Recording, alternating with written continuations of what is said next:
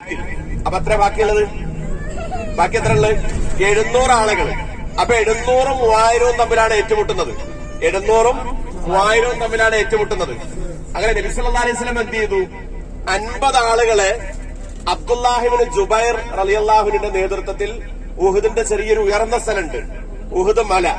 ആ ഉഹുദിന്റെ മുകളിൽ എന്ന് പറഞ്ഞാല് ഈ ജബലുർ റുമാത്ത്, അമ്പെയ്ത്തുകാരെ നിർത്തിയ മല, അവിടെ നിർത്തിയിട്ട് പറഞ്ഞു, നിങ്ങൾ എന്തൊക്കെ സംഭവിച്ചാലും താഴേക്ക് ഇറങ്ങാൻ പാടില്ല, അവിടെ തന്നെ നിൽക്കണം.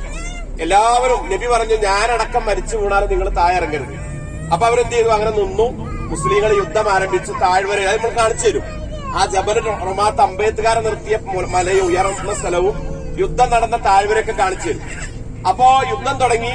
അങ്ങനെ യുദ്ധത്തിൽ മുസ്ലിങ്ങൾക്ക് വിജയമുണ്ടായി. ആദ്യഘട്ടത്തിൽ മുസ്ലിങ്ങൾക്ക് വിജയമുണ്ടായി. ശത്രുക്കളി 700 ആളുകളിൽ 50 ആളുകൾ മുകളിൽ 650 ആളുകളോട് 3000 ആളുകൾ ഏറ്റുമുട്ടിയപ്പോ മുസ്ലിങ്ങൾക്കാണ് ജയമുണ്ടായത്. അങ്ങനെ ശത്രുക്കളെല്ലാം ഉപേക്ഷിച്ച് യുദ്ധക്കളം വിട്ടോടി. അപ്പൊ ഈ വിട്ടോടിയ സമയത്ത് അവരുപേക്ഷിച്ച ഗനീമത്ത് സ്വത്തുക്കൾ മുസ്ലിങ്ങൾ ഒരുമിച്ച് കൂട്ടുകയാണ്. ഈ ഒരുമിച്ച് കൂട്ടുന്നത് മുകളിൽ നിന്ന് ഈ 50 ആളുകൾ ഇങ്ങനെ കാണുമ്പോ അവർ ചിലർ പറഞ്ഞു, ഇനി നമ്മളിവിടെ നിൽക്കേണ്ട കാര്യമില്ല, ഇനി നമുക്ക് താഴെ പോയിട്ട് നമുക്ക് ഹെൽപ്പ് ചെയ്യാം. ആരെ? ഈ സ്വത്തുക്കൾ ഒരുമിച്ച് കൂട്ടാൻ നമുക്ക് കൂടാതെ പറഞ്ഞു.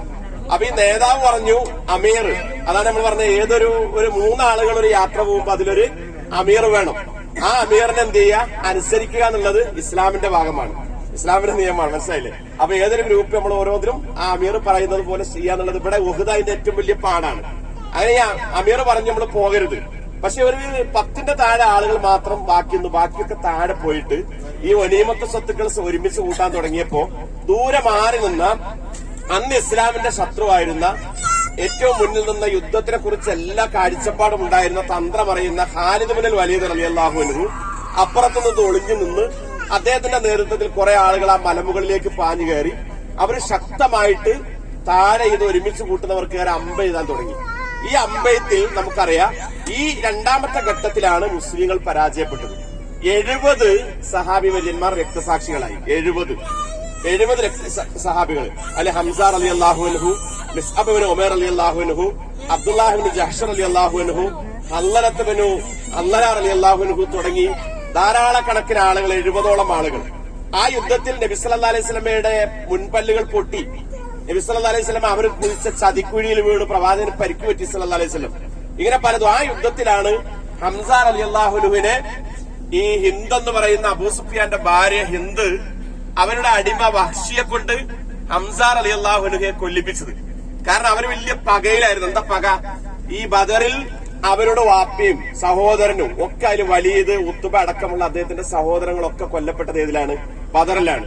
ആ ബദറിൽ അവരെ കൊന്നതാരാണ്? ഹംസ റളിയല്ലാഹു അൻഹു ആണ്. അന്നു മുതലേ ഹംസ റളിയല്ലാഹുവിനോട് പകയും പിടിച്ചെടുക്കാനാണ് ഹിന്ദ്. അപ്പൊ ഹിന്ദിന്റെ അടിമയാണ് വഹ്ഷി. ഈ വഹ്ഷിയോട് ഹിന്ദ് പറഞ്ഞു, നീ ഹംസയെ കൊന്നാൽ നിന്നെ ഞാൻ മോചിപ്പിക്കും, വിലപിടിപ്പുള്ള സമ്മാനങ്ങൾ നൽകും.